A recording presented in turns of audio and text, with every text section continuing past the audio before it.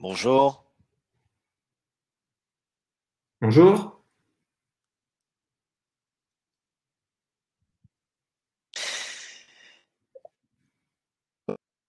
Nous allons commencer.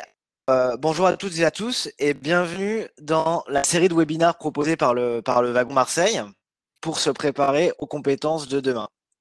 Alors, chaque jour de la semaine, nous vous proposons de nous retrouver en ligne entre 12h et 13h30 pour pouvoir plonger ensemble dans l'univers. Ces webinaires sont gratuits, accessibles à tous et sans prérequis de niveau. Je m'appelle Mathieu, je suis cofondateur et CEO du Wagon à Marseille. Et je serai avec Laurent, ici. Ouais. Bonjour. Bonjour, moi c'est Laurent, CFO au Wagon Marseille. Et on vous emmènera tous les deux à la découverte des métiers du numérique. Hélène, Pauline et Donia, de l'équipe du Wagon, sont également avec nous sur le chat pour vous mettre des infos utiles tout au long du webinar. Je vais maintenant partager mon écran. J'espère que vous êtes toutes et tous confortablement installés.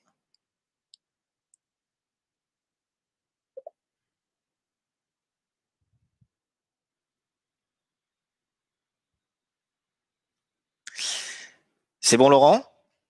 C'est bon pour moi? Super. Alors, aujourd'hui, donc nous serons ensemble jusqu'à 13h30 et voici quelques éléments du programme. Alors, on va d'abord commencer par vous donner quelques conseils pratiques pour faire en sorte que vous puissiez tirer le meilleur parti de ce webinar. Nous vous dirons ensuite un petit peu plus de choses sur qui nous sommes, ce que nous faisons au wagon. On reviendra ensuite sur l'objectif des 5 webinars que vous allez pouvoir suivre pendant toute cette semaine, les objectifs que vous allez pouvoir atteindre à l'issue de cette semaine de webinars. On plongera ensuite dans le vif du sujet. C'est ce sur quoi nous concentrerons l'essentiel du webinar, la découverte des métiers du numérique. On vous proposera ensuite, pour celles et ceux qui le souhaitent, d'en savoir plus sur la formation du wagon. Et nous vous donnerons ensuite pas mal d'éléments pour aller plus loin. Comment entrer en contact avec nous, quel type de ressources vous allez pouvoir utiliser pour continuer à creuser les points et les questions que nous aurons pu aborder ensemble. Alors, comment bien fonctionner ensemble pour ces webinars? Quelques points intéressants. Vous êtes connecté maintenant sur Livestorm. Et l'objectif, c'est que vous puissiez interagir avec nous. Alors, il y a tout un tas d'éléments qui vont vous permettre de le faire. D'abord, répondre au sondage pour qu'on apprenne à mieux se connaître. Donc, comme je vous le disais tout à l'heure, Donia, Hélène et Pauline sont derrière leur ordinateur et animent les sondages, mais aussi la partie chat, donc, qui vous permet d'échanger. Vous avez sûrement des questions, alors vous pouvez poser toutes vos questions dans la partie questions et aspect très important, votez pour les questions qui vous intéressent le plus. La présentation sur les métiers du numérique à laquelle vous êtes en train d'assister va durer à peu près 1 heure et on aura ensuite une vingtaine de minutes pour répondre à l'ensemble des questions que vous aurez pu poser et les questions pour lesquelles vous avez pu voter. Sur le wagon, quelques mots de présentation. Donc, depuis 2014, le wagon forme au métier de la tech. Le wagon, c'est une start-up qui a été créée donc à Paris en 2014 et qui s'est développée un petit peu partout dans le monde. Aujourd'hui, le wagon est considéré comme le premier bootcamp, premier format intensif de formation au code au monde, à la fois par son nombre d'implantations, une quarantaine de villes dans le monde, et aussi par les classements de référence à l'échelle internationale. Nous avons formé en France et à l'international plus de 7000 personnes au code et à la tech. Et aujourd'hui, sur un programme de 9 semaines que nous détaillerons à la fin du format, nous délivrons un titre professionnel équivalent Bac+3, Bac+4. Comme les webinars que vous allez suivre aujourd'hui, le wagon est centré sur la pratique. On apprend ensemble en pratiquant. Le wagon accompagne également des entreprises, des salariés, cadres dirigeants et chefs d'entreprise en les acculturant au digital, en les accompagnant pour la montée en compétences sur des compétences tech et aussi dans des objectifs de reconversion professionnelle.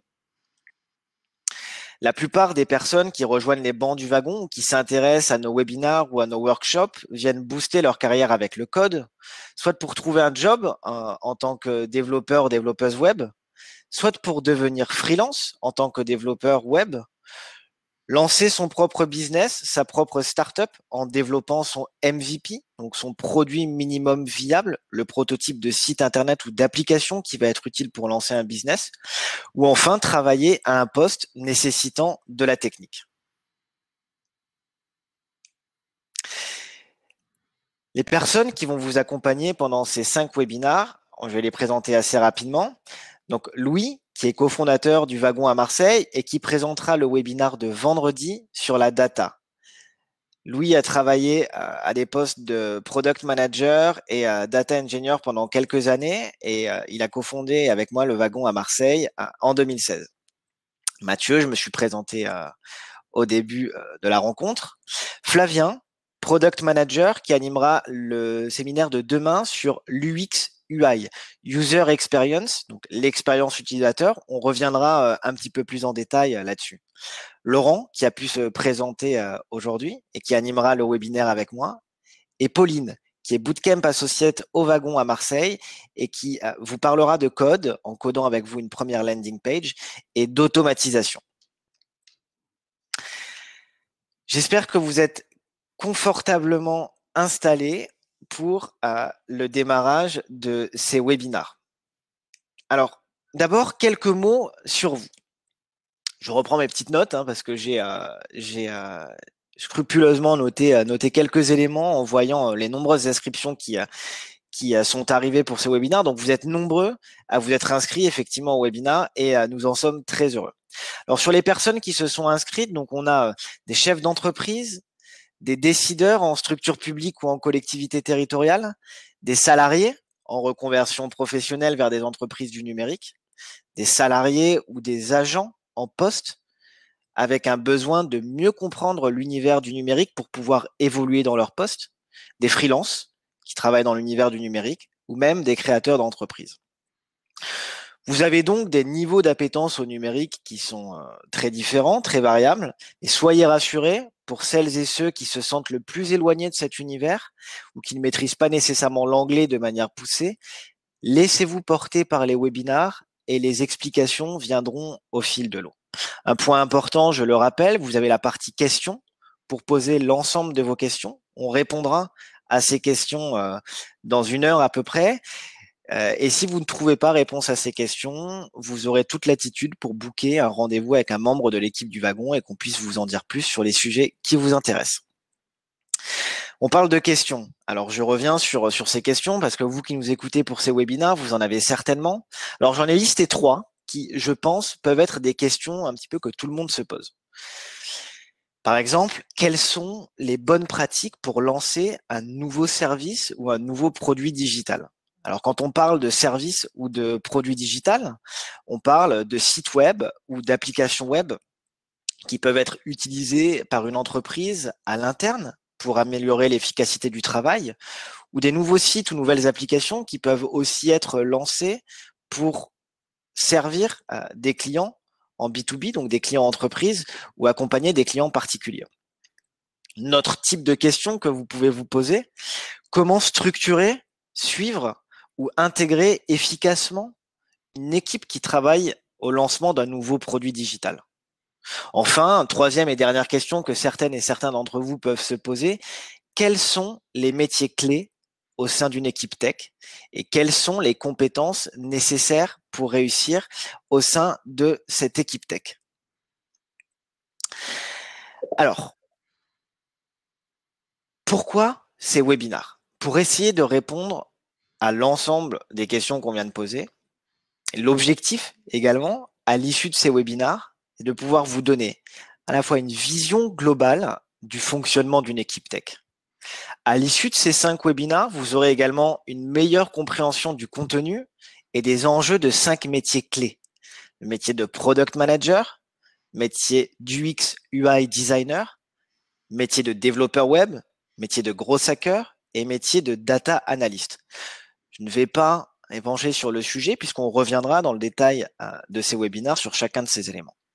Et enfin, à l'issue de cette semaine de webinar, vous aurez gagné une acculturation aux compétences requises dans chacun de ces métiers grâce à des applications concrètes. Car c'est bien là l'objet de ces webinars.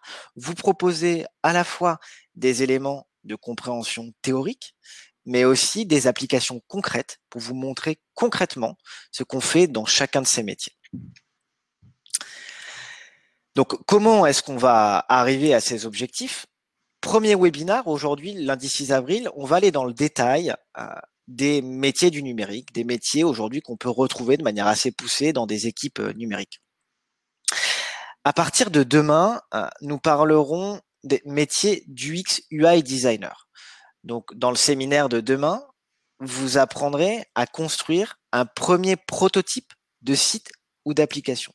Un prototype, ce ne sera pas une application ou un site web codé, mais une maquette qui sera disponible sur ordinateur ou téléphone portable et qui donnera l'impression d'avoir un réel site ou une réelle application entre les mains.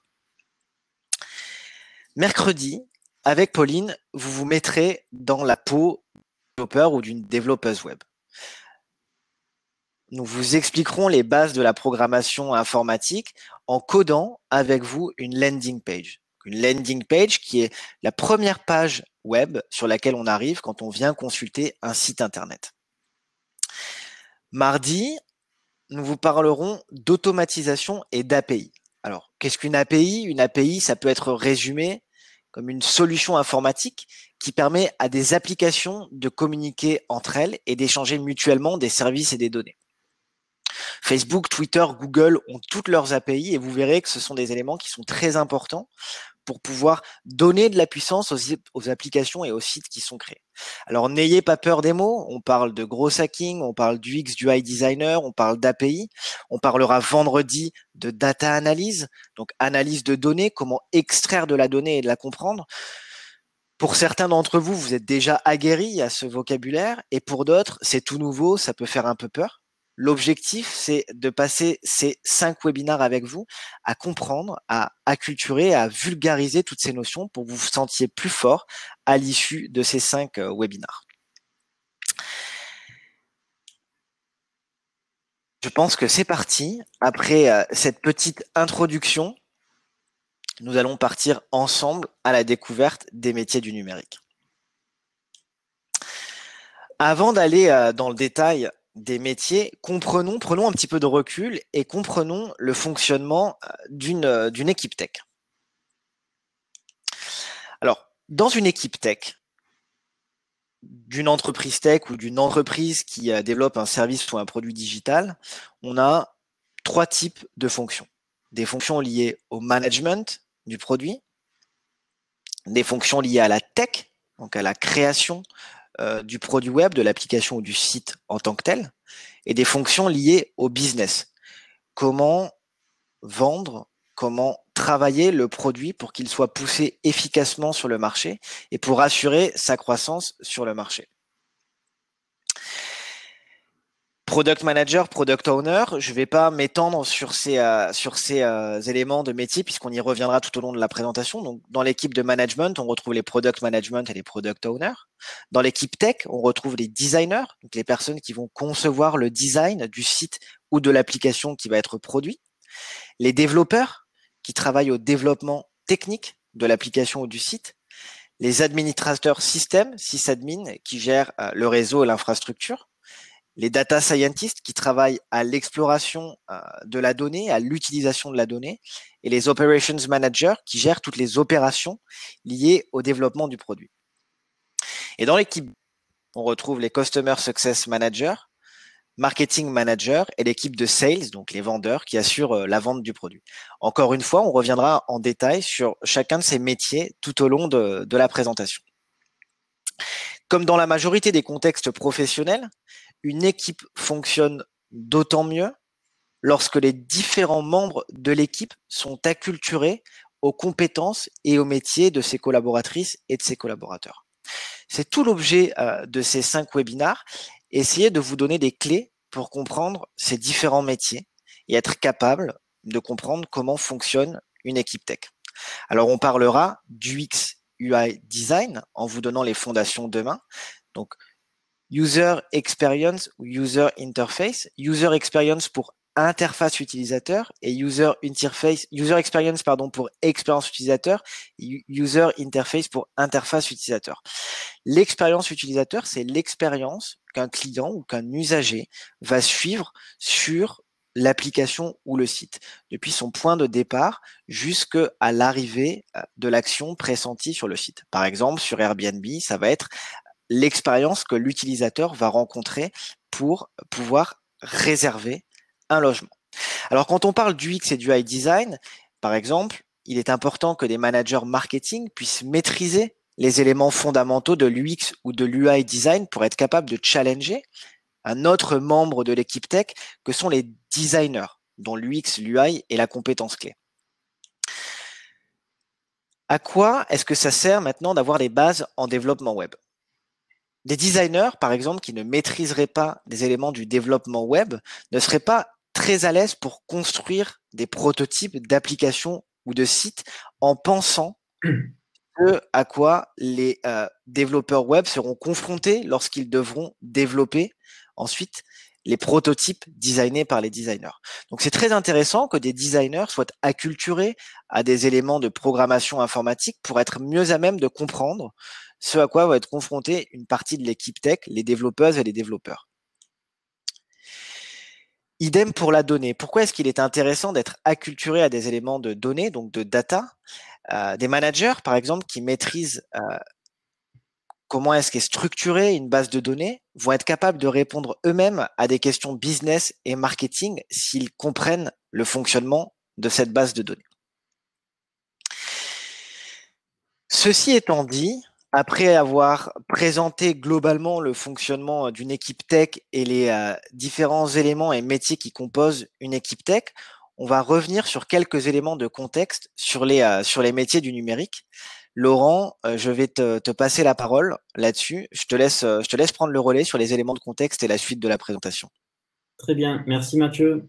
Alors, je vais revenir sur quelques éléments de contexte dans le secteur du numérique. Ouais, super, merci Mathieu. Donc voilà, c'est un secteur qui est très dynamique. Aujourd'hui, il y a 800 000 professionnels du numérique, dont 38% de ces personnes-là travaillent dans tout ce qui est support informatique et système d'information, 14% dans la programmation et développement informatique et 14% dans le management et stratégie numérique. Voilà, c'est les trois principaux métiers sur le secteur du numérique. On est sur un marché du travail qui est porteur. C'est un secteur qui a connu 4,2% de croissance sur le chiffre d'affaires en 2018, ainsi que 28 000 créations d'emplois, et avec de nombreux métiers émergents, donc UX, UI designer, comme a expliqué Mathieu, le product owner, manager et le data analyst, sur lesquels je vais revenir dans les prochains slides. Et enfin, on est sur des contrats assez pérennes, donc 94% des contrats proposés dans ce secteur-là sont des CDI, et on est sur une rémunération brute moyenne, après 3 à 5 ans d'expérience, de 47 000 € pour des métiers de développeur web. Alors, on est aujourd'hui Aujourd'hui, il ne faut pas se fier aux apparences. On a quelques barrières en parlant de secteur du numérique. Par exemple, pour un poste de développeur web, ce n'est pas une personne qui reste dans son coin toute la journée. Bien au contraire, c'est quelqu'un qui doit avoir un fort esprit d'équipe parce qu'il va interagir tout au long de sa journée, mais aussi tout au long de son travail avec plusieurs corps de métier. Et donc, il faut vraiment qu'il aime ça, le travail d'équipe, et ce n'est pas quelqu'un qui est isolé, bien au contraire. Ensuite, le métier de développeur web, ce n'est pas un métier qui est centré sur une logique mathématique, c'est une logique qui est totalement différente. Et donc, il n'y a pas forcément de lien entre avoir des prérequis mathématiques et être un bon développeur web. Enfin, c'est un métier où il n'y a pas forcément de limite d'âge ni de sexe, aussi bien pour les hommes que pour les femmes. Et c'est un métier qui est beaucoup plus accessible aujourd'hui qu'il y a quelques années. Voilà, on va vous parler de tout ça au fur et à mesure de la présentation. Donc, les métiers actuels, je vais vous présenter les métiers qui sont maintenant bien ancrés dans le paysage de la tech et qui sont déjà présents depuis plusieurs années sur le paysage de la tech. Donc, il y a le métier de développeur web. Donc, le développeur web, c'est un informaticien spécialisé dans la programmation de sites ou d'applications selon son langage. Donc, c'est quelqu'un qui va développer, créer des applications web.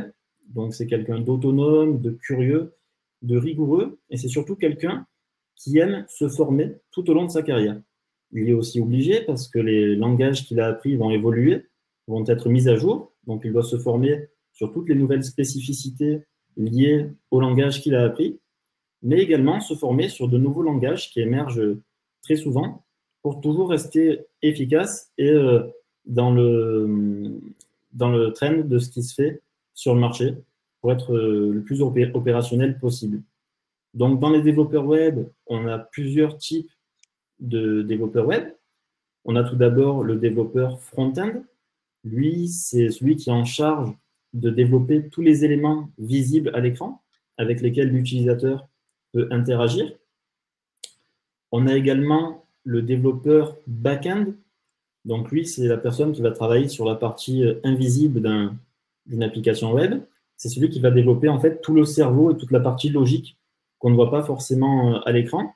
Donc, ça va être d'autres types de technologies que celles utilisées par le développeur front-end. Et ça dépend un peu de l'appétence de chacun pour le front ou le back. Il y a aussi des développeurs qu'on appelle développeurs full stack et qui vont à la fois gérer le front-end et le back-end. Donc, ces métiers, notamment le métier de développeur full stack, voilà, ça dépend un peu de l'appétence de chacun. Mais le métier de développeur full stack, par exemple, sur le marché du travail, sont des métiers qui sont recherchés par les startups ou des structures qui ont peu de budget et qui vont recruter leurs premiers développeurs, notamment des développeurs full stack, pour avoir à la fois la compétence front-end et back-end. Donc voilà pour les métiers de développeurs. Suite au secteur dynamique et à l'émergence du numérique depuis ces dernières années, il y a des nouveaux métiers qui ont émergé. Donc notamment le métier de product owner. Alors lui, c'est véritablement le chef d'orchestre du développement d'une application web. Donc pour vous donner un exemple concret, dans le cadre d'une agence web, il y a un client qui vient voir l'agence avec une idée d'application, un cahier des charges.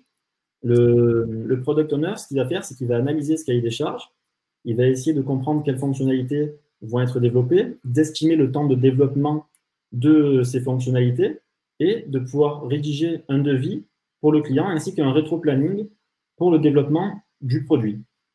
Une fois que ce rétro-planning va être mis en place, il va le séquencer, on appelle ça des sprints. Donc, si on prend l'exemple d'un projet qui dure 8 semaines, il va y avoir 4 sprints de 2 semaines. Et ce product owner, c'est aussi celui qui va choisir quelle équipe va développer ce projet. Donc, il va choisir sur quel développeur, avec quel développeur il va travailler, quel designer, et il va les manager pour développer toute l'application web et faire des comptes rendus aux clients lors des sprints. Donc, toutes les 2 semaines, il va faire des comptes rendus aux clients sur l'avancée du développement du projet web qui doit être délivré pour voir si on est en lien avec le rétro-planning qui a établi ou pas et voir comment on peut continuer à développer ou modifier des fonctionnalités si besoin. Voilà. Donc ça, c'est le vrai rôle du product owner. Donc, il a un rôle à la fois de relation un peu client sur les aspects techniques et de management aussi d'équipe, notamment des développeurs web. Donc, à différencier notamment du poste de product manager, des fois, c'est des postes qui peuvent être appelés pareil selon les structures où une seule et même personne peut être à la fois product owner et product manager.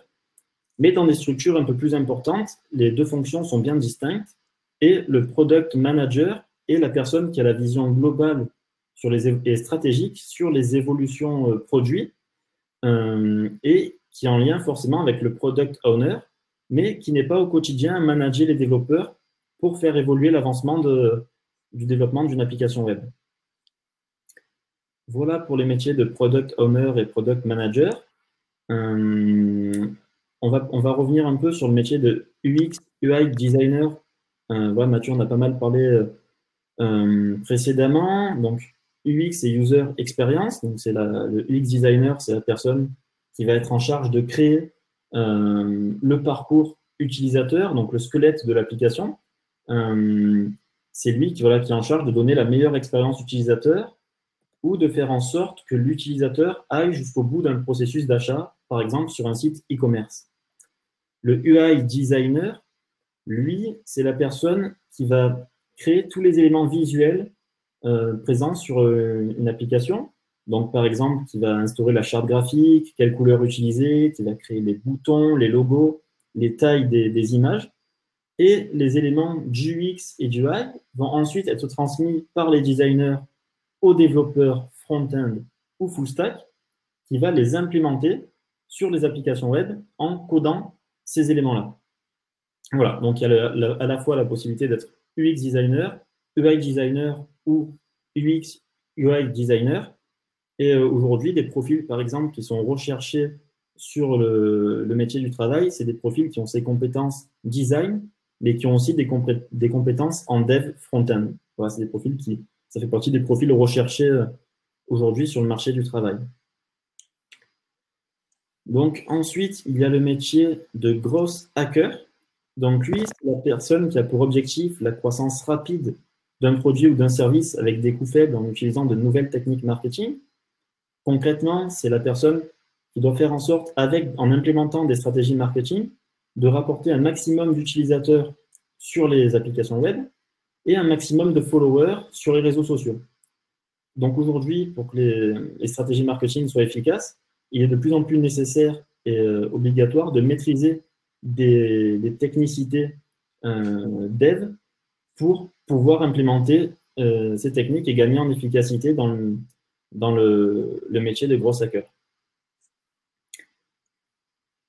Ensuite, je vais vous parler du métier de data analyst. Donc, le data analyst, lui, c'est un métier qui est à la croisée des chemins entre trois compétences qui sont d'une part la programmation informatique, les mathématiques et aussi le business, puisqu'en fait, le data analyst, c'est quelqu'un qui va traiter les extractions de bases de données. Donc, il va analyser et interpréter des données récoltées afin que l'entreprise puisse en tirer des améliorations de business qui va permettre aux managers de choisir différentes orientations stratégiques issues des résultats trouvés par les data analysts. Voilà pour Merci Laurent. Avant que tu poursuives sur les métiers en cours d'actualisation, je voulais souligner un point.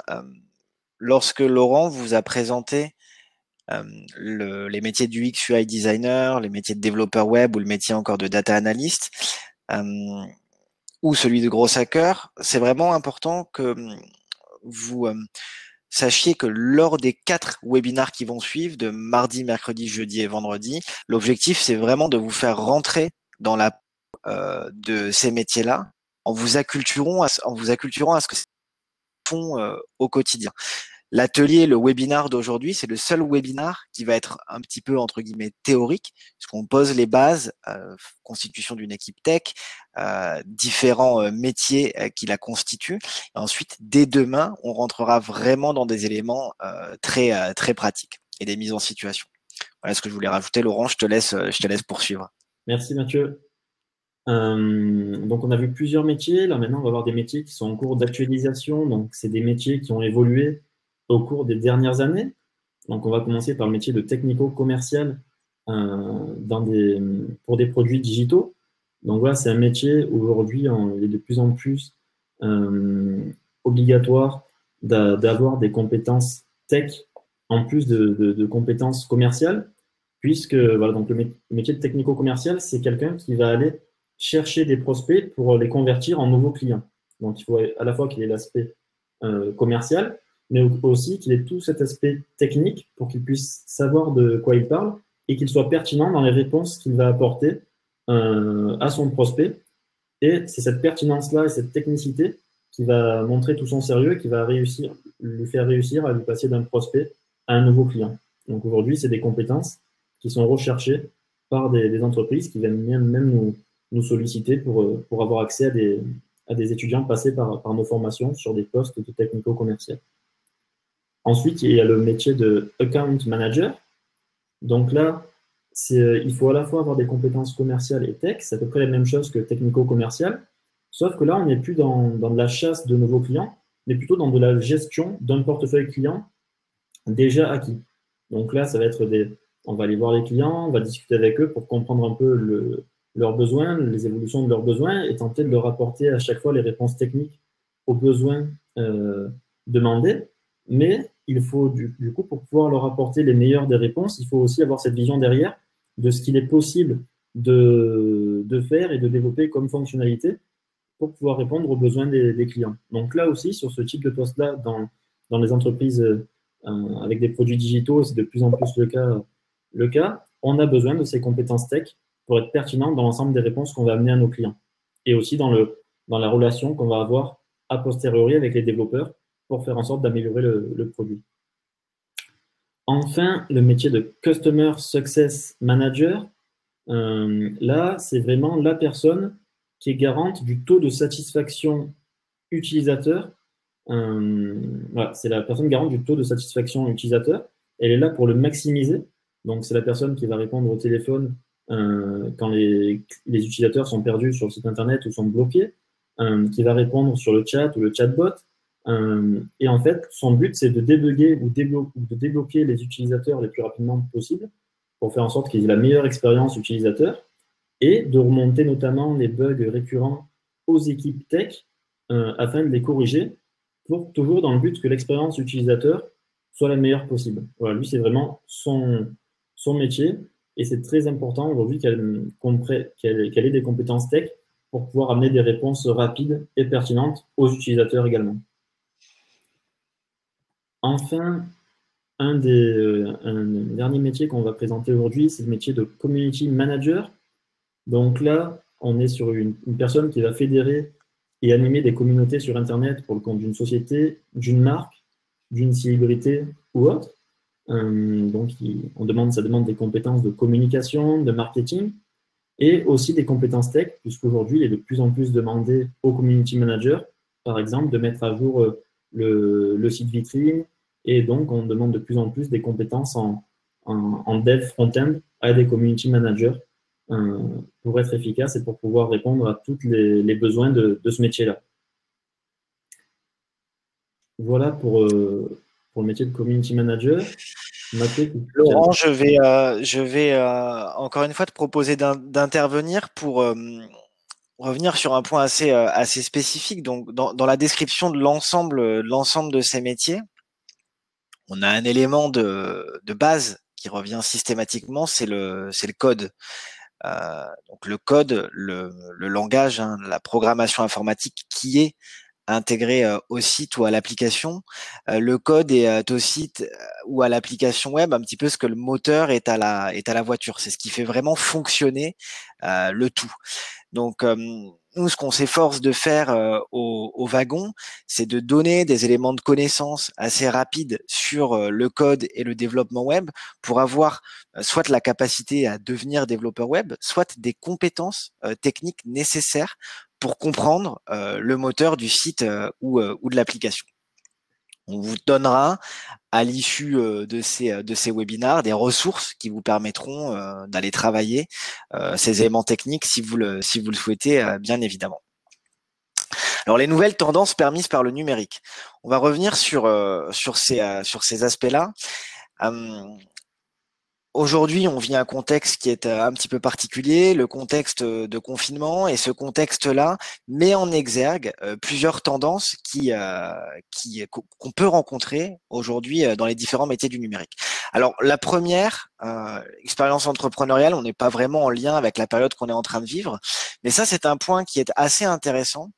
Depuis le début des années 2000, enfin moitié des années 2000, on est dans un paradigme en France où on valorise énormément la figure de l'entrepreneur, à tort ou à raison. En tout cas, au-delà de la valorisation de la figure de l'entrepreneur, on assiste à l'essor d'énormément d'expériences entrepreneuriales, de création de structures.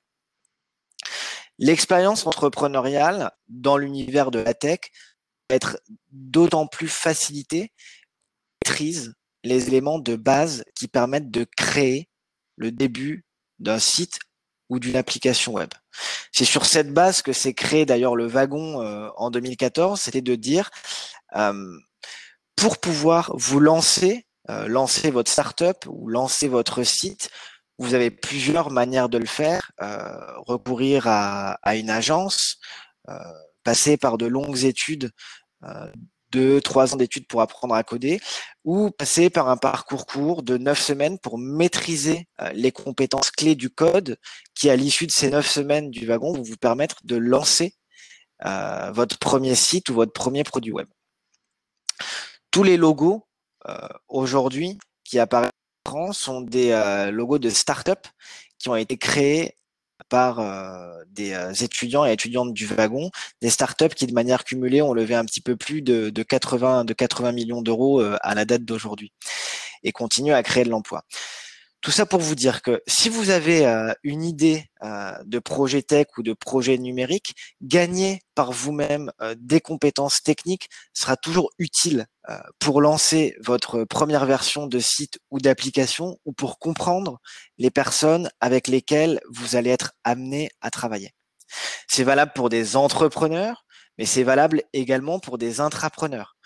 On a de plus en plus de structures, grands groupes, PME, qui pour accompagner leur processus de transformation digitale ou leur dynamique d'innovation en interne, vont libérer du temps à certaines collaboratrices, certains collaborateurs, pour qu'ils puissent lancer ou travailler au lancement d'un nouveau service ou d'un nouveau produit digital. Encore une fois, pour que ce processus d'innovation soit facilité, former ces collaboratrices ou collaborateurs à la tech, leur donner des éléments qui leur permettent de maîtriser ces compétences clés dans le lancement d'un nouveau produit ou d'un nouveau service sera utile pour faciliter la logique intrapreneuriale. N'hésitez pas, si vous avez des questions sur ces sujets, à continuer à alimenter la partie questions sur Livestorm. Autre tendance permise par les nouveaux métiers du numérique, le freelancing. Donc, freelancing, la possibilité d'agir par elle-même pour le compte d'un client qu'elle est amenée à trouver elle-même. On a de plus en plus qui font le choix de se lancer dans les métiers du numérique, de la tech, le développement web, l'UX, l'UI design, le gros hacking, parce que c'est aussi un choix de vie, c'est aussi le choix pour elle d'une certaine liberté, de l'absence de contraintes de l'entreprise, en tout cas ce qui est perçu comme des contraintes de l'entreprise, avec d'autres formes entre guillemets de contraintes, la nécessité d'aller trouver ses propres clients, mais en tout cas le choix est fait de la liberté totale de l'activité au travers de l'activité de freelance. Donc ça nécessite de l'autonomie nécessairement, puisqu'on n'est pas forcément intégré à une équipe, bien qu'aujourd'hui on voit de plus en plus d'équipes de freelance se constituer. Ça nécessite aussi de l'organisation pour être en mesure de bien distinguer le temps commercial pour aller chercher son client, du temps de production, le temps de prestation qui va être réalisé pour le compte du client. Ça nécessite également d'être rigoureux parce que ça sous-entend d'être en mesure de s'organiser soi-même pour pouvoir atteindre à la fois ses objectifs commerciaux, mais aussi ses objectifs de production et de service. Et enfin, le télétravail. Alors, je faisais aujourd'hui, enfin tout à l'heure, un parallèle avec la période de confinement qu'on est en train de vivre. Aujourd'hui, travailler dans la tech, ça sous-entend quasiment tout le temps travailler avec des outils tech et donc d'être dans une dynamique où on facilite le télétravail. Le télétravail qui s'inscrit dans une dynamique d'amélioration de l'organisation du travail et qui s'appuie sur les technologies numériques. Alors nous, au niveau de l'équipe du wagon à Marseille, on est 7 aujourd'hui. L'équipe du wagon dans le monde, il y a 150 ou 200 personnes aujourd'hui. En l'espace de 3 jours, on a mis en place, donc on a dû fermer physiquement les centres de formation, mais assurer continuité de l'ensemble de nos formations. Donc aujourd'hui, toutes les formations qui sont dispensées par le wagon le sont à distance. Les étudiants télétravaillent, les équipes télétravaillent et l'usage d'outils numériques et les compétences de chaque collaboratrice, collaborateur a permis la mise en place assez rapide de cette organisation totalement distancielle. Avant de passer à la réponse à l'ensemble de vos questions, je regarde assez rapidement le temps. On est un petit peu en avance sur le programme, donc on aura plus de temps sur vos questions. Très rapidement sur les programmes du wagon. Donc on a un programme de formation à temps plein qui dure 9 semaines, où l'objectif c'est d'être capable d'apprendre à coder de A à Z un site ou une application web pour des personnes qui ne savent pas coder à l'origine. Dans la formation, on a 3 temps. Les premiers éléments, on apprend tous les éléments de base du code, donc le langage back-end, le langage front-end et la base de données. Un deuxième temps dans lequel on va dans l'apprentissage de la réalisation de projets concrets. Et enfin, un dernier temps dans lequel les étudiants et étudiantes développent concrètement un projet web de A à Z. On vous invite d'ailleurs à aller voir sur notre site les projets qui ont été développés par nos étudiantes et étudiants sur les 9 semaines de la précédente formation. Une journée type au wagon commence à 9 heures, qui finit à 19 heures. Un cours le matin sur le code qui dure à peu près 1h30. Puis de 10h30 à 17h30, les étudiants réalisent des exercices de code pratiques avec les professeurs qui viennent les assister dans la réalisation de ces exercices. Et enfin, en fin de journée, on a un live code, donc le prof qui présente devant les étudiantes et les étudiants l'exercice de code le plus complexe pour diffuser ces bonnes pratiques. Le wagon propose également un programme à temps partiel, donc on n'est plus sur 9 semaines, mais cette fois-ci sur 6 mois, en cours du soir, 2 soirs dans la semaine plus le samedi, où là ce sont plutôt des actifs, salariés, cadres, chefs d'entreprise qui rejoignent les bancs du wagon pour apprendre le code et développer des compétences tech qui leur permettent d'évoluer sur leur poste. On vous invitera également, si vous souhaitez en savoir plus sur les alumni du wagon, à aller consulter la page du wagon Marseille pour découvrir ces parcours. Donc, on a beaucoup de personnes qui avaient des expériences professionnelles qui n'étaient pas du tout tech et qui ont décidé de se lancer dans une reconversion pour devenir développeur, product manager, UX UI designer en passant par le wagon. Et il faut savoir que pour celles et ceux qui sont intéressés par la formation du wagon, toute personne a droit, dans le cadre du financement de la formation professionnelle, à des éléments de financement pour pouvoir faire financer en tout ou partie ces aspects-là. Laurent, s'il y a des personnes intéressées qui posent des questions sur ce sujet dans le chat, on pourra en dire plus, tout à l'heure sur ces éléments. Ok. Vous avez ici les dates des prochaines formations. Donc, la prochaine formation en temps plein commence le 20 avril à Marseille et la prochaine formation en temps partiel le 26 septembre.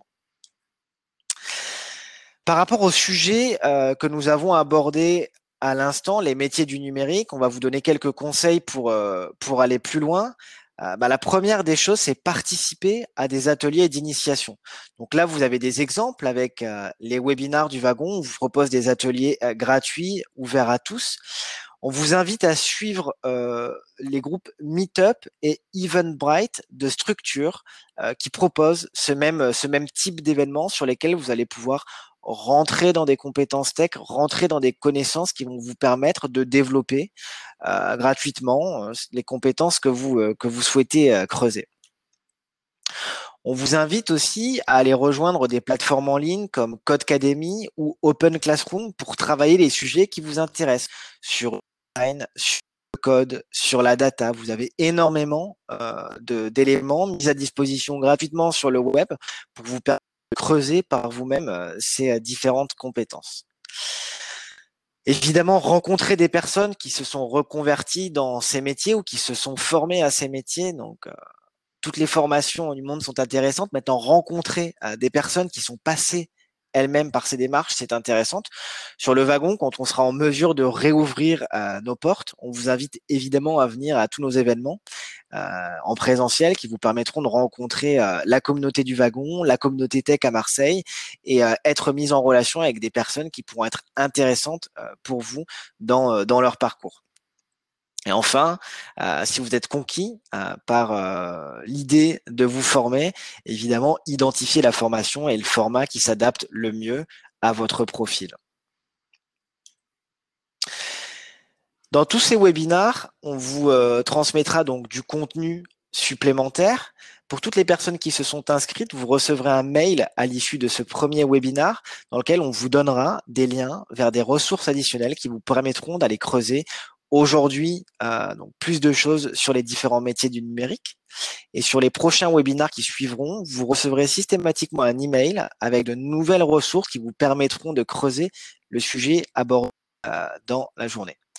Pour aller plus loin, deuxième point, comme je vous l'indiquais, on vous invite à continuer à suivre les événements du wagon et les autres acteurs tech pour continuer à creuser votre intérêt pour le domaine. Pour celles et ceux qui souhaitent découvrir les formations plus en détail, vous pouvez vous rendre sur la page du wagon Marseille, www.lewagon.com/fr/Marseille.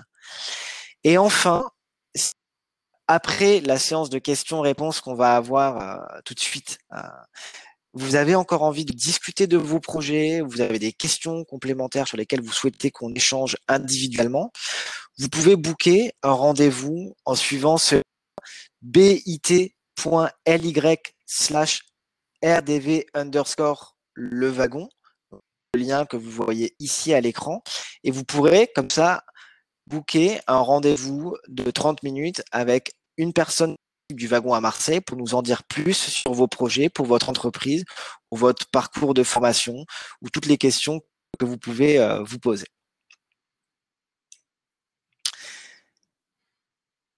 Un slide pour nous contacter, Pauline. Donc Pauline qui sera également avec vous sur quelques webinaires la semaine, notamment ceux du développement web et l'automatisation.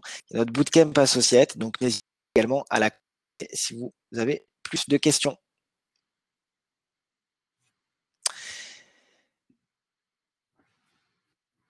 C'est à la session de questions. Alors, allez, questions. Première question, Laurent, celle-ci est pour toi, d'Isabelle Pouget. Est-ce que owner, c'est la même chose que AMOA, assistance à la maîtrise d'ouvrage? Alors. Est-ce que tu veux bien l'apprendre, Mathieu? Ok, ça marche.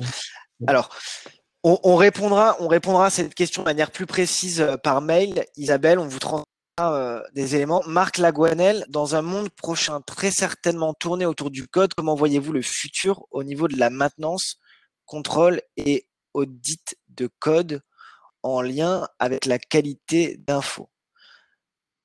Hop, démarrer la réponse en direct. Personne n'a voté. Tac.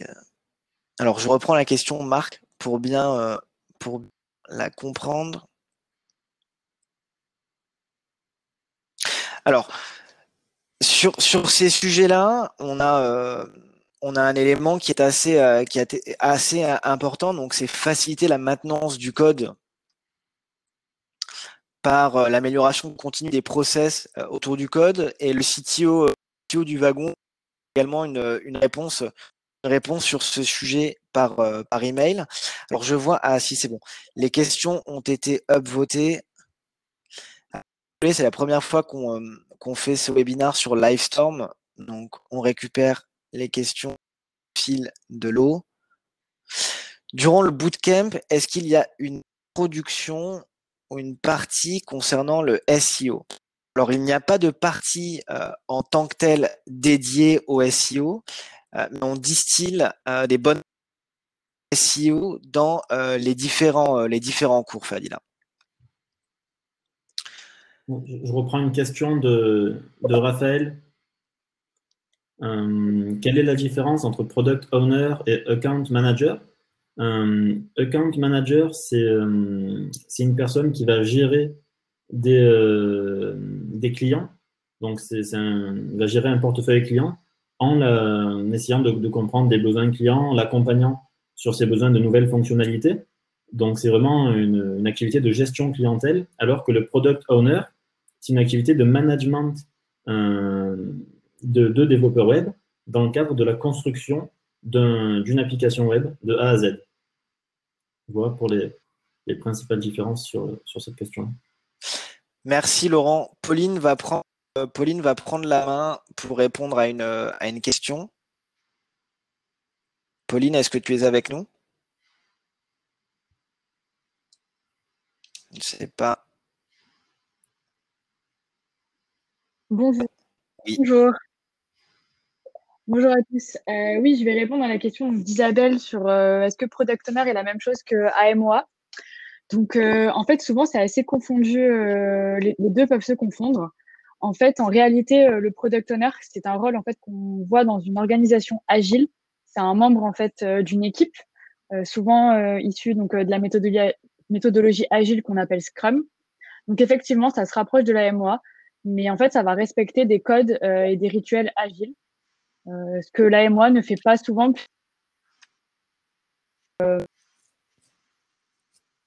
dans des organisations assez lourdes ou en tout cas des plus grosses entreprises. Donc, on va avoir cette petite différence. Pauline, j'espère que ça a pu répondre à la question. Pauline, est-ce que tu peux répondre également à la question sur ont enseigné dans la formation du wagon, une question posée par Christelle Sabati? Oui, bien sûr. Du coup, on a une formation donc, qui dure 9 semaines, sur laquelle vous allez voir plusieurs modules. Donc, Mathieu est rapidement passé dessus, mais je peux vous refaire un petit topo. Donc, concrètement, vous allez utiliser en fait le langage Ruby avec le framework Ruby on Rails. Donc, tout simplement, ce sont des langages de back. Donc, c'est-à-dire, le back, c'est le cerveau de l'application. C'est ce qui va faire en fait que votre application fonctionne.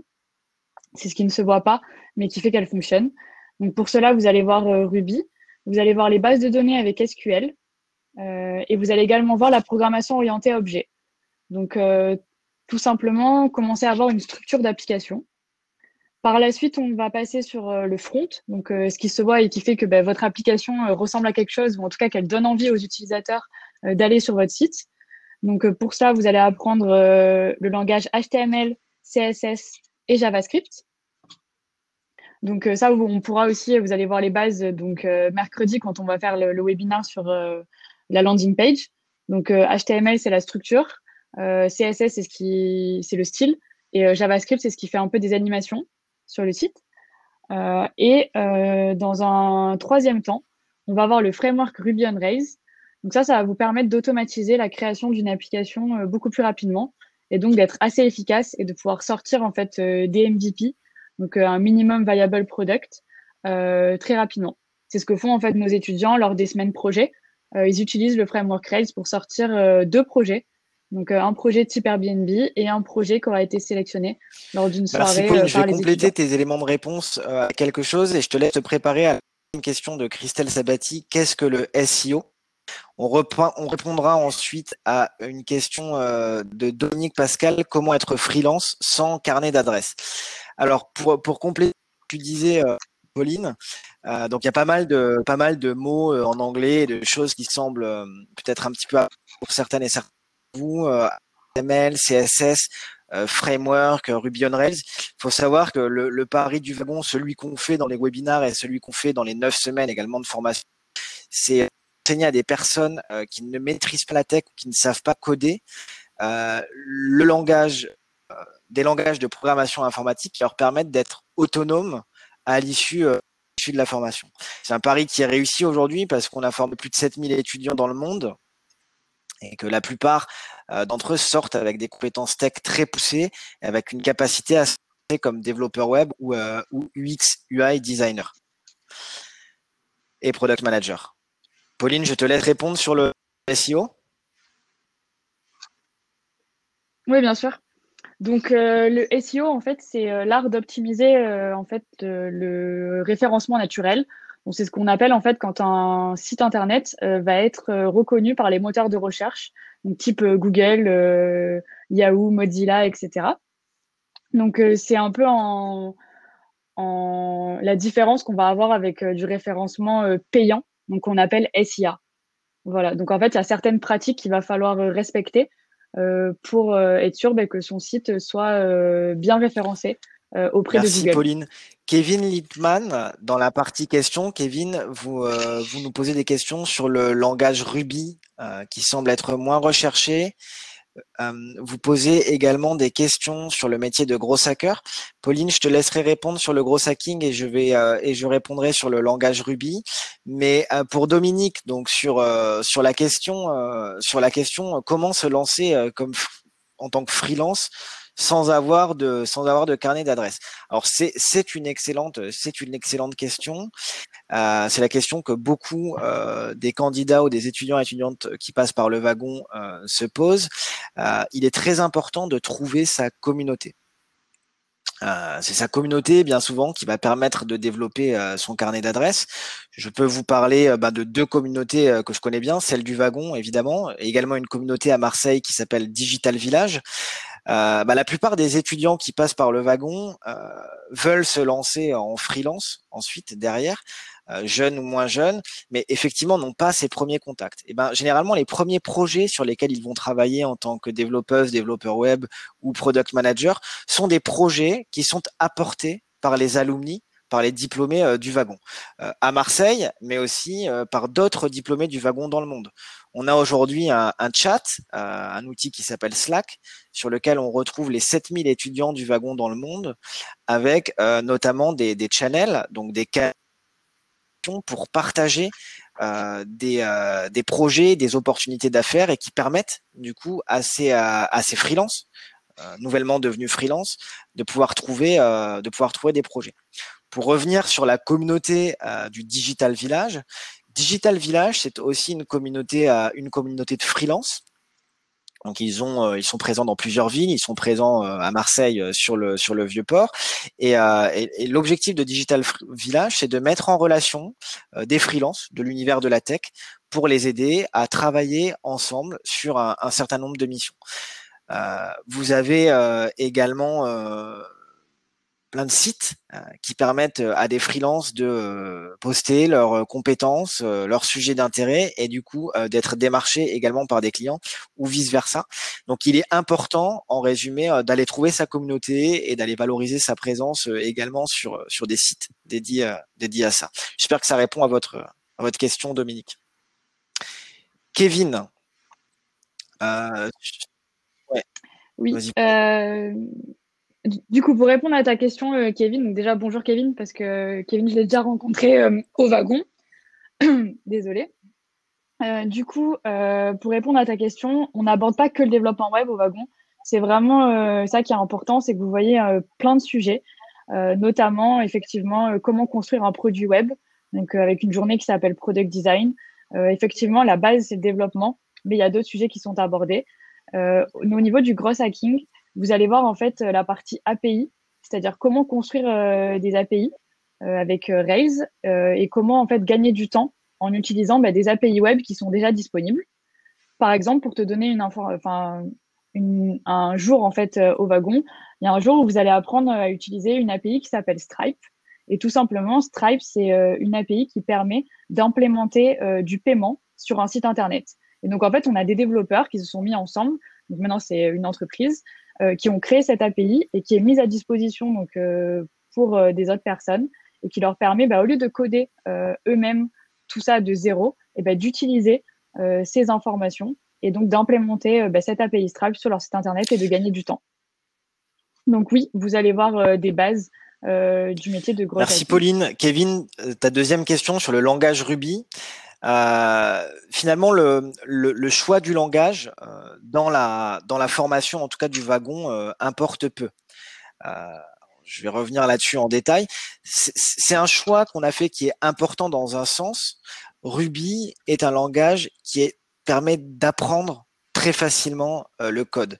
C'est un langage peu verbeux, c'est un langage dans lequel on arrive à rentrer facilement sans avoir des éléments de logique très très poussés ou très complexes comme on peut voir dans d'autres langages. Ce qu'on va apprendre en apprenant Ruby, ce sont des éléments qu'on retrouve dans beaucoup de langages, qu'on appelle des langages orientés objets. Et une fois qu'on a appris ces éléments sur Ruby, qui est peut-être le langage le plus simple pour rentrer dans l'apprentissage du code, on va être capable de monter en compétences sur plein de nouveaux langages. Donc, ce qu'on valorise dans la formation, c'est plutôt la capacité d'apprendre à apprendre plutôt que le langage en tant que tel. On le voit d'ailleurs sur les alumni qui sortent du wagon à Marseille ou ailleurs dans le monde. Il y a énormément d'entreprises qui embauchent, grands groupes, PME, start-up, ETI, sans même se soucier du langage qu'ils ont appris, mais plutôt en étant intéressés par la pédagogie du wagon et la capacité que les étudiants en sortie de wagon ont à monter sur de nouveaux langages. Une question de Salia Bali. Salut Salia, il y a 5 minutes. Pour être web designer, faut-il impérativement être un pro du développement ou est-ce qu'une bonne base suffit? Pauline, est-ce que tu as envie de répondre à cette question? Tu préfères que je la prenne? Alors en fait, je me posais également la question de ça dépend ce qu'on définit en fait comment on définit un web designer. En fait, tout va partir de là et des missions qu'il va pouvoir faire au jour le jour. Donc si on parle d'un web designer comme une personne qui va implémenter en fait juste de l'HTML et sur un site internet, c'est-à-dire recréer une structure, mettre juste une page en fait sur le web. Il faut pas forcément être un pro du développement, ou en tout cas, vous avez beaucoup de ressources qui sont mises à disposition par le wagon ou sur Internet qui peuvent vous permettre d'acquérir ces compétences. En revanche, si vous voulez avoir une vision plus professionnelle et pouvoir continuer après derrière en tant que freelance, vraiment en faire son métier, j'encourage à avoir des bases qui vous permettent de comprendre la globalité et donc d'avoir cette vision front et back en fait du développement web. Je sais pas si tu veux compléter, Mathieu. C'était une réponse très claire et très précise. Et on peut enchaîner sur la question très intéressante. Donc, on parle de portfolio de dev, portefeuille de développeurs qui permet de présenter des projets. La question de Fadal, tu l'as vue, Pauline? Tout à fait. Alors, effectivement, en fait, Pauline, lors de la formation, vous allez juste avoir reprendre 6 semaines la question de Fadal qui pour sont. ceux qui l'ont pas Oui. vu. Oui, bien sûr. Pardon. Mis à part le projet final, est-ce que le projet Airbnb, durant la formation, aura-t-on l'opportunité de faire d'autres projets qui pourraient alimenter un portfolio? Alors, en fait, de toutes les manières, au début de la formation, on vous fait créer un compte GitHub. Donc, en fait, GitHub, c'est la plateforme qui va vous permettre, en fait, de mettre votre code à disposition sur Internet, sur ce qu'on appelle, en fait, un projet. Et sur ça, vous allez pouvoir potentiellement le partager à des futurs recruteurs derrière. Ou en tout cas, ils vont avoir accès à votre compte GitHub si vous le mettez en public. Donc, lors de la formation, sur les 6 premières semaines, on est orienté plutôt pratique.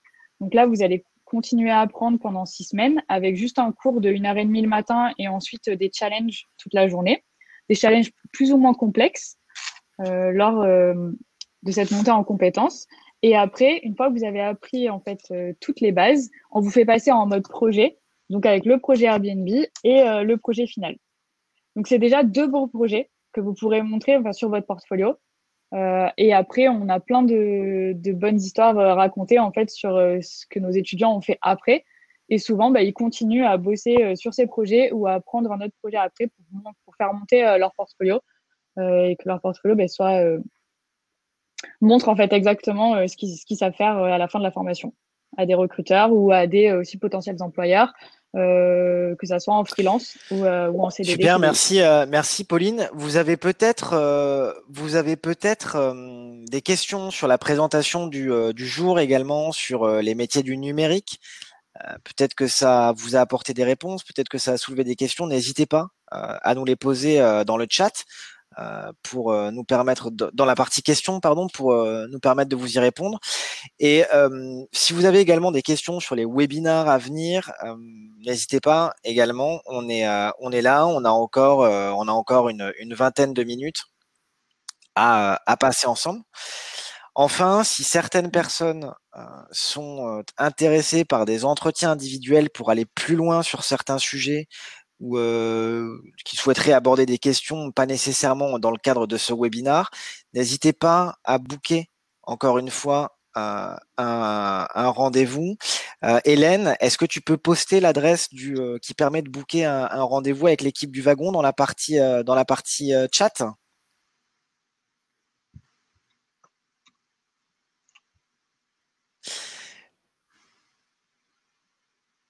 Ok.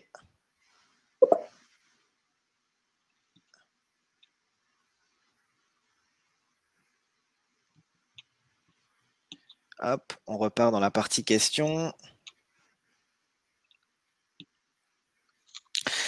Donc, question de Lionel. Si on a un projet de création d'entreprise, quel type d'accompagnement sont proposés suite à la formation à plein temps? Alors, je peux répondre sur cette question. Alors, en répondant d'abord sur ce qu'est le wagon et ce que n'est pas le wagon.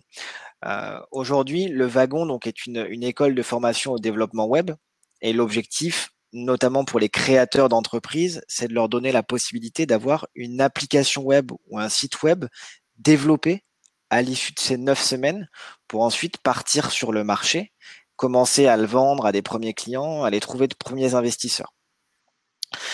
Donc, on est vraiment dans la construction technique du projet. Le wagon, par contre, n'est pas un incubateur ou un accélérateur au sens classique où on entend programme d'incubation qui va accompagner des entrepreneurs sur la dimension marketing, sur la dimension recrutement RH, sur la dimension levée de fonds. Par contre, le wagon, c'est un acteur implanté dans cet écosystème tech, donc en l'occurrence à Marseille, dans un écosystème présent dans d'autres villes.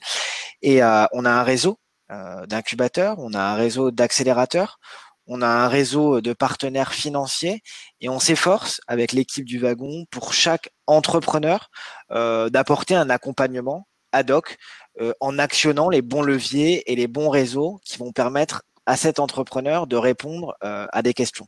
Mise en relation avec des banques, mise en relation avec des incubateurs ou accélérateurs spécialisés dans le domaine spécifique du projet, mise en relation avec des alumni de la communauté pour venir structurer une équipe tech. Donc c'est vraiment la manière dont on agit. On a une semaine post-formation, donc la formation, comme on vous l'indiquait, dure 9 semaines. Et Pauline, je vais te laisser peut-être en dire plus sur la 10e semaine, qui est la semaine bonus dédiée à l'employabilité. Lionel, tu trouveras peut-être des éléments de réponse dans ce que Pauline va te dire également maintenant. Tout à fait. En fait, le but, c'est pas de vous avoir pendant 9 semaines et après de vous laisser en fait dans la nature et qu'on se revoit plus du tout. C'est pas du tout le mindset du wagon. Et c'est pour ça qu'on vous accompagne aussi à la fin de la formation, au remplissage en fait de vos objectifs. Donc déjà, on a un point au milieu de la formation où on parle de comment ça va, comment ça se passe et surtout qu'est-ce que vous avez envie de faire après la formation et comment nous on peut vous accompagner pour arriver à cet objectif. Et tout ça, ça se crée en fait aussi lors de la semaine 10. Donc cette semaine 10, elle est orientée carrière et sous 3 angles en fait. C'est comment je continue à me former, avoir des retours d'expérience d'anciens élèves, orientés donc sur les métiers qui sont possibles à la suite de la formation. Et dans un troisième temps, avoir cette vision, je me lance en freelance ou je veux monter mon projet. Donc voilà un petit peu les grosses les éléments un peu macro de cette semaine. Et pour vous donner en fait des exemples, par exemple d'interventions qu'on a eues, on a un cabinet de recrutement dans la tech sur Aix qui vient parler en fait de est-ce que je me lance en CDI ou en tant que freelance, en tant que développeur ou product owner ou XUI designer, et voir un petit peu les points positifs et négatifs des deux. On a en fait des anciens élèves qui viennent parler de leur métier actuel, donc qui viennent faire un retour d'expérience sur le métier de grosse, sur le métier de product owner, de product manager, sur le métier de développeur et sur le métier de freelance. Donc voilà un petit peu des exemples lors de cette semaine et on essaye vraiment de la co-construire ensemble. C'est-à-dire que si on a énormément de personnes qui sont orientées plus entrepreneuriat, et ben on va augmenter le nombre d'interventions sur la thématique Vous entrepreneuriale, pourrez aller d'ailleurs etc. consulter des témoignages d'alumni. On a beaucoup d'entrepreneurs qui ont monté de belles boîtes, qui les ont revendues, notamment des boîtes tech, et à qui il manquait en fait ces compétences tech en code et la culture tech pour être à l'aise dans le pilotage d'une équipe de développeuses et développeurs. Donc après avoir revendu leur première boîte, ils viennent sur les bancs du wagon pour développer ces compétences techniques et être à l'aise dans la définition d'une feuille de route pour le développement d'une application ou d'un site, pour être même de manager une équipe technique et pour gagner aussi une légitimité tech. C'est valable pour les entrepreneurs, mais c'est aussi valable pour de plus en plus de personnes, salariés, cadres dirigeants ou décideurs en structure publique ou privée, qui ont de plus en plus à travailler sur des produits digitaux pour leurs clients ou pour des usagers de services publics et qui ne maîtrisent pas les éléments clés de l'univers tech pour être capable de travailler efficacement sur ces projets. Donc, on vous invite évidemment par la formation du wagon ou par d'autres ressources qu'on vous enverra ou que vous pouvez trouver sur Internet à continuer à être dans cette dynamique puisque de formation à la tech, puisque le digital et les dynamiques de transformation digitale sont partout et touchent tout le monde. Donc, vous qui nous écoutez aujourd'hui dans le cadre de ce webinaire, ça n'est pas du temps perdu et ce sera toujours utile à un moment donné ou à un autre de votre carrière ou de votre expérience entrepreneuriale. Est-ce qu'on a d'autres questions? Ok. Peut-être un petit point de détail. La richesse du wagon, c'est celle qu'on voit dans les webinaires aujourd'hui ou dans les formations, c'est que on est capable d'adresser des sujets à tout type de personnes, donc à des postes différents en entreprise, à des âges différents. Pour vous donner un exemple, sur la dernière formation du wagon, le plus jeune avait 18 ans. Et la personne la moins jeune en avait 45 de mémoire. On a une moyenne d'âge de 30-35 ans, mais des diversités de postes, des diversités de profils, parce que l'univers de la tech est accessible à toutes et à tous. Donc ne vous posez pas de barrières. Si certains d'entre vous, par exemple, qui assistent au webinaire, les métiers du numérique, c'est sympa. Aujourd'hui, je vais le faire, ce sera assez large. Par contre, la data analyse à la fin de la semaine, non, c'est pas pour moi. Mais si, c'est pour vous. Alors, ce sera peut-être un petit peu plus complexe, mais en tout cas, Louis qui animera ce webinaire, pardon, ou Pauline qui animera le webinaire sur le développement web, vont tout faire pour vulgariser l'approche et que vous vous sentiez plus fort à l'issue de ces webinaires.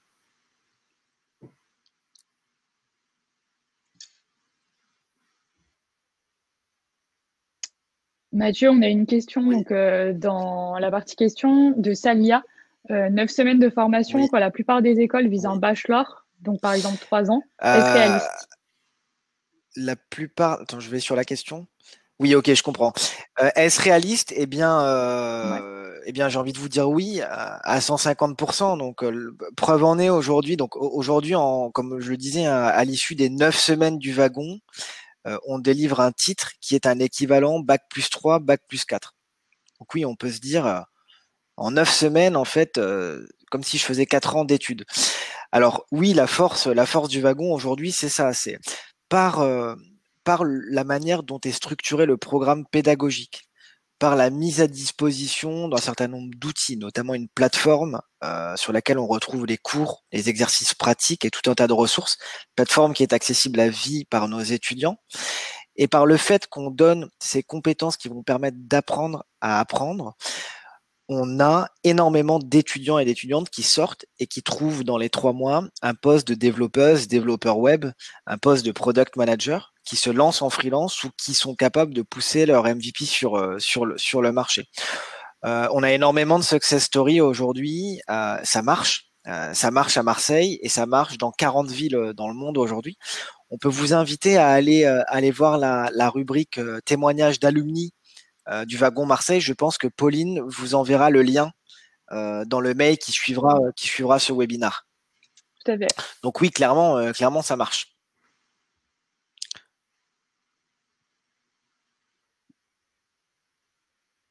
Et je pense que pour rebondir sur cette question, il y a Christelle qui a posé dans le chat, est-ce que c'est une formation reconnue en tant que diplôme d'État? Et savoir Alors, également je le peux coût de la reprendre formation. la question de Christelle. Alors, c'est un titre qui vient valider des compétences professionnelles avec une équivalence Bac+3, Bac+4, et qui est enregistré au registre national des certifications professionnelles. Voilà, avec un équivalent Bac+3, Bac+4. Donc effectivement, ça a été validé par décret d'État. Donc aujourd'hui, les personnes qui valident le titre en sortie du wagon ont ce titre, ont cet équivalent Bac+4.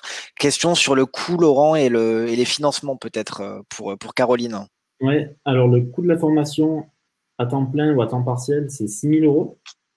Il y a pas mal de leviers de financement qu'on pourra aborder ensemble, notamment qui dépendent de votre statut, soit de salarié, demandeur d'emploi, étudiant ou indépendant.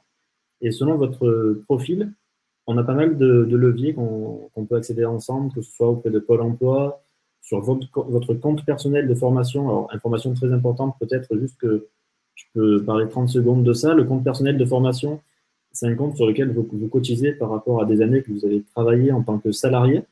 Il est accessible sur mon compte formation.gouv.fr. Vous vous connectez, vous pouvez tout de suite avoir le solde à votre disposition pour financer tout ou partie d'une formation, dont la formation du wagon.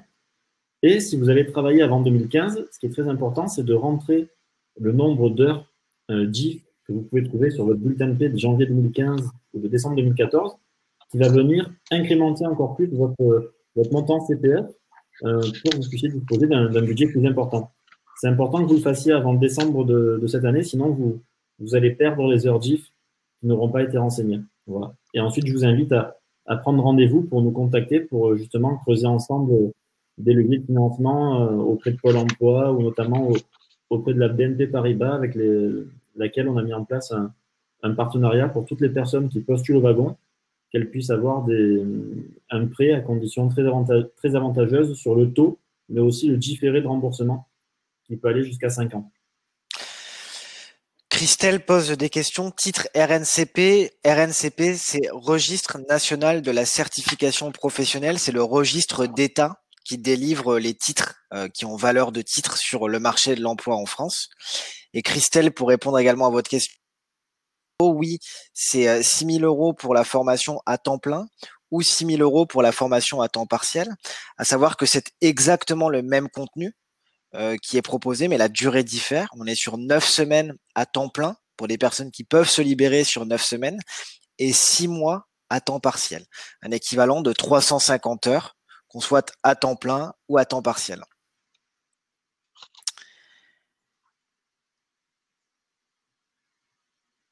J'espère que ce...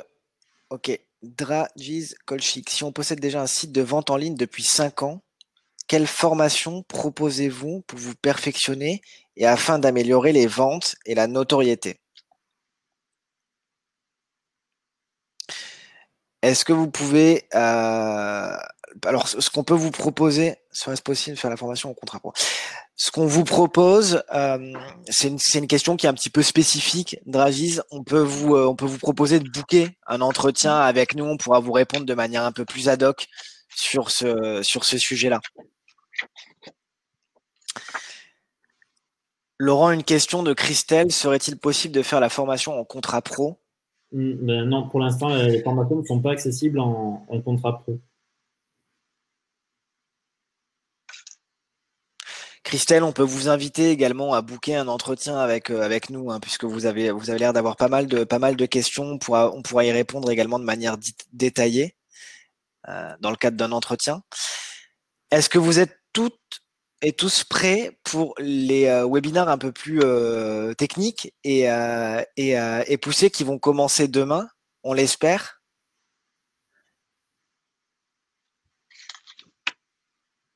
Irène est prête. Alors Christelle, vous aurez des réponses sur la question API dans les jeudis. Céline, Jonathan, bon bah tout le monde a l'air prêt, tout le monde a l'air prêt et partant, c'est super. Paul-Henri, Charlotte, super. Écoutez, il nous reste du coup à vous remercier pour cette présence, pour votre interactivité. Voilà, c'était un webinar qui était différent de ceux qui vont suivre. Hein. Comme on le disait, on a abordé beaucoup de choses théoriques sur les différents métiers. On vous a donné un contexte un peu global. Rejoignez-nous demain à partir de 12h. On va rentrer dans le vif du sujet et surtout, si vous ne vous sentez pas hyper proche de la tech, c'est pas grave, c'est fait pour vous également et vous allez apprendre plein de choses avec nous cette semaine. Merci à toutes et à tous. Bon appétit pour celles et ceux qui n'ont pas mangé ou bon après-midi pour les autres. À très bientôt. Merci. Merci.